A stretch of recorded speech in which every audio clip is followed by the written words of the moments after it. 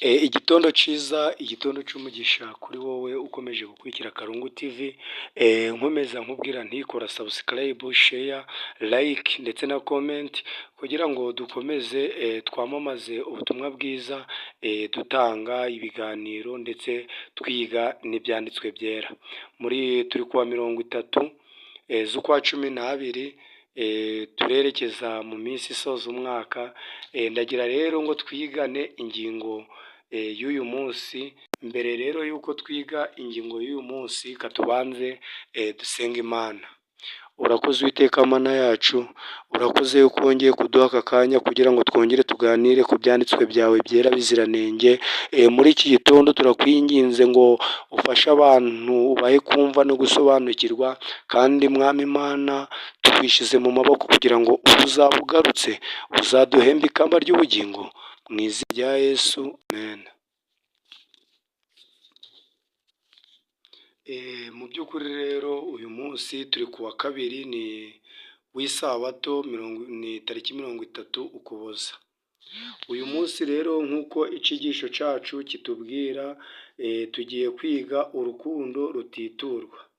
Bavandimwe rero ndagira ngo dusobanukirwe neza, kandi mbabarire muntize iminota itari myinshi cyane kugira ngo twige urukundo rutiturwa.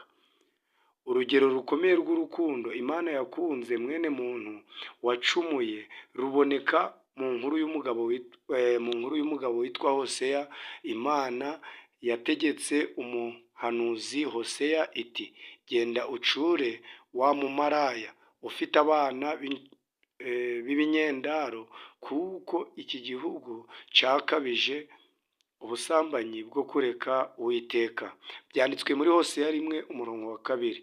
Hoseya n'umugore w'udakiranuka bagombaga kuba isomo rizima ry'urukundo.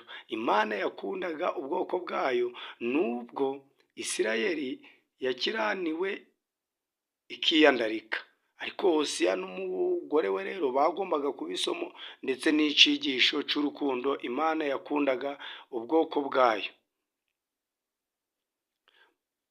Mu busambanyi no mu bya mwuka, ni ukuvuga ngo iyi ni inkuru y'urukundo rutizigamye rw'Imana ku batarukwiriye. Ni ukuvuga ngo Imana ikunda abantu ari uko batabikwiriye, ahubwo ikunda abantu kuko ifite urukundo rutangaje weho udashobora gusobanura, cyangwa se njye ngo ndusobanure, ariko umunsi umwe ubwo tuzaba turi mu bwami bwo mu ijuru tuzarusobanukirwa neza. Mu kuri nubwo Imana yababereye indahemuka ikanabakunda inshuro nyinshi, abantu bayigometseho. Abantu bigometse ku Mana nubwo yababereye indahemuka ndetse ikabakunda inshuro nyinshi. Muri ubwo buryo ibyanditswe byera bikomeza byerekana Imana nk'umukunzi urangwa n'urukundo rutangaje. Akunda umugore akiranirwa, yakunze ubwoko bwayo urukundo ruvuye ku mutima. Mu by'ukuri Imana yakundaga Isirayeli urukundo ruvuye ku mutima kandi rukiranuka, ariko ubwoko bwayo bwarayanze, maze bukorera kandi buramya izindi mana. Ubwoko bw'Imana bwanze Imana, buramya izindi mana, bwirengagiza amategeko ya Mose bari barayorewe mu butayu, maze buramya izindi mana. Byayiteye agahinda kandi bwica isezerano, bumera nk'ubudafite igaruriro. Bivuze ngo ubwoko bw'Imana bwateye Imana agahinda kandi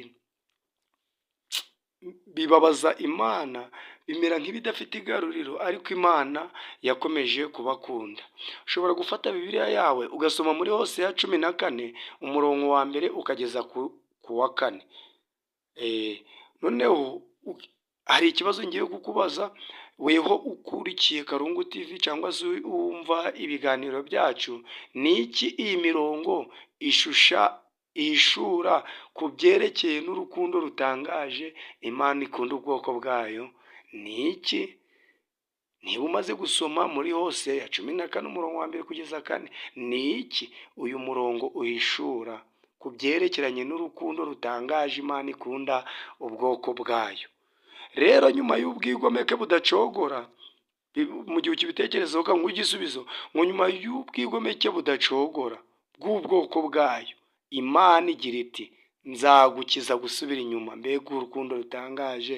Imana izakiza umuntu wese gusubira inyuma, ubyemera akihana agasaba imbabazi kwabo. Nzabakunda, urukundo rutangaje, ijambo rutangaje mu nteruro, nzabakunda urukundo rutagabanije. Ubundi mu giheburayo rivuga ku ijambo nedabah, rishatse kuvuga ikintu gitangaje.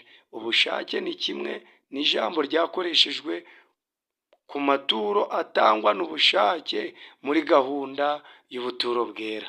Bivuze ngo umuntu wese ugaragaje ubushake, Imana izamukiza gusubira inyuma kwe. Mu gitabo rero cya Hoseya no mu nyandiko zose zo mu byanditswe byera, Imana yerekana isezerano ritangaje n'impuhwe ifitiye ubwoko bwayo, ndetse nubwo bakomeje gukurikira abandi bakunzi bakizera isezerano ry'umubano wabo n'Imana. Hari abantu bakomeje kwikurikira abandi bakunzi bakanga Imana, kandi ari bakunda urukundo rutangaje, bigasa ndetse n'ibidafite igaruriro. Imana yakomeje kubagaragariza urukundo rwayo biturutse ku bushake bwayo bwite. Abisirayeli bakomeje kwirengagiza Imana, ariko Imana igashaka kongera kubagarura, ikabagaragariza n'urukundo rwayo bwite. Abantu ntibari bakwiriye urukundo rw'Imana, bari baratakaje uburenganzira bwose bari bafite kuri urwo rukundo. Ariko kandi Imana yakomeje kubagaragariza urukundo rutagira ikigombero, ibakunda nta gahato.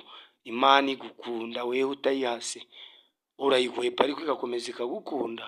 Mbega urukundo rw'Imana rutangaje! Aha kimwe n'ahandi, ibyanditswe byera bikomeza kwerekana urukundo rw'Imana nk'impano itagabanije, yuje ubuntu n'ubushake. Abantu benshi batekereza ko Imana nk'umutegetsi witaruye abantu w'umunyabukana n'umucamanza. Ni buryo ki ishusho y'Imana yababajwe ikanashavuzwa nk'umukunzi urangwa n'urukundo rutangaje, ikunda umugore udakiranuka, igufasha kubona Imana ukundi. Ni buryo ki iyo shusho yahindura uko ubona umubano wawe n'Imana cyangwa uko ubanye nayo? Muvandimwe, ibi bibazo ushobora gutanga ibisubizo, ibibazo bibiri mvuze, ubicishije muri komenti kugira ngo tumanze twumve uko nawe ubyumva. Ariko mu by'ukuri Imana ni urukundo, kandi Imana ikunda umuntu wese. Igihe cyose twicujije ibyo twakoze, ibyaha twakoze, tugapfukamira Yesu aratubabarira mu rukundo rwe rutangaje.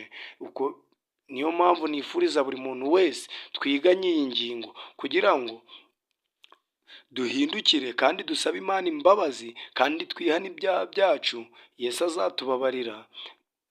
Ubuntu, amahoro n'urukundo biva ku mwami Imana wacu Yesu bibane namwe mu izina rya Yesu, amen.